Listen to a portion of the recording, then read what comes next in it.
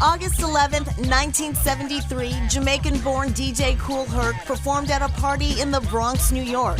Using two turntables, he looped musical breaks in real time, creating more space for partygoers to dance and his MC to speak in time with the beat. This is widely considered the birth of hip-hop. What is hip-hop? Hip-hop is more of a lifestyle. It's something we live. Edward Anderson, known internationally as Ed O.G., has some history with hip-hop. Well, it all began way back in about 1982, 83. I started off doing talent shows as a b-boy, a breakdancer, all around the city. When did you know that you'd arrived? When I was seeing cars riding up and down the streets playing my music, that was crazy. In 1991, his first studio album, Life of a Kid in the Ghetto, put Ed O.G. and by association, Roxbury on the hip-hop map. Living in Roxbury, growing up in Roxbury, representing Roxbury, this is home. 32 years later, his music has evolved, but looking at his latest music video with hip-hop legend Greg Nice, his commitment to Boston hasn't. As you look back at your hip-hop journey, is there a particular lyric that still resonates with you today? Black people unite and let's all get down. And what do you mean by that when you say that? Black people unite, that means let's, come together and stop all of the madness and, hatred for each other. This is how we get down. Hey! For a deep dive into Boston's hip-hop history, we joined Cindy Diggs, locally known as Mother Hip Hop, and underground rap pioneer Akrobatik, on a visit to UMass Boston's Joseph P. Healy Library, home to the Massachusetts Hip Hop Archive. I was actually born before hip hop, so back in 1979 when Rapper's Delight came out, we were the first teenagers that got to enjoy that, and I think that if we hadn't given the thumbs up, who knows where hip hop would be now.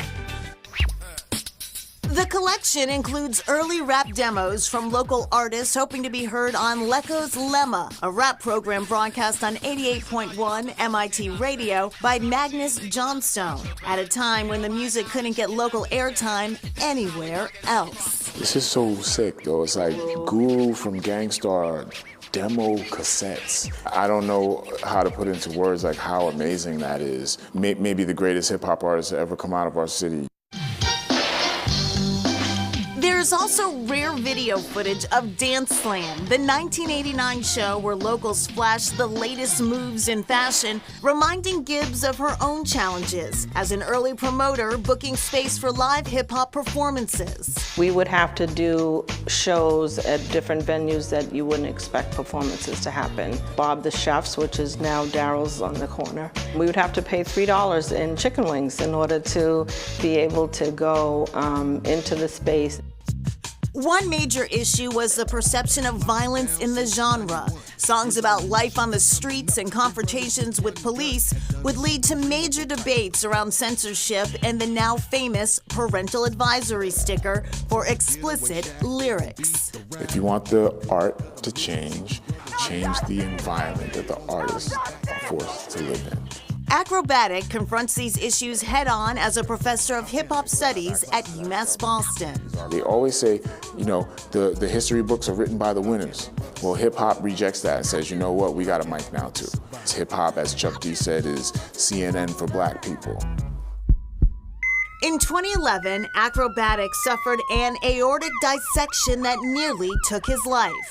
After I had that happen, the whole hip-hop community did a show at the Middle East, a benefit show, raised money, paid my bills for the summer. Thank you so much for supporting Akrobatik. His response, a song of thanks called Alive. All I can say is thanks for giving me strength, because I truly believe you increased my life's length. You all helped me avoid disaster and to come back better, stronger, and faster. Now it's my mission to prove that I'm deserving, because thanks to God, y'all, and the brilliant surgeons, I'm alive. And so,